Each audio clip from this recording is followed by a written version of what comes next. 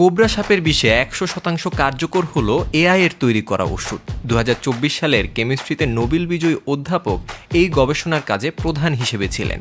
তিনি শুরু থেকে এআইকে দিয়ে সাপের বিষের ওষুধ নিয়ে কাজ করছিলেন। এবার থেকে সাপের বিষের ওষুধ হবে অনেক বেশি কার্যকরী। শুধু তাই নয়, বিশ্বের প্রতিটি ঔষধের দোকানে সামান্য ঔষধের মতোই পাওয়া যাবে সাপের ওষুধ।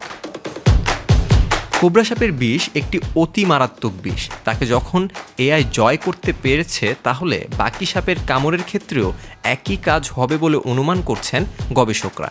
এই কাজের জন্য বহু সমালোচনার ঝড় উঠেছিল, তবে সকল বিতর্কের অবসান ঘটিয়ে সাপের বিষের যুগান্তকারী ঔষধ আবিষ্কার করে ফেলল এআই।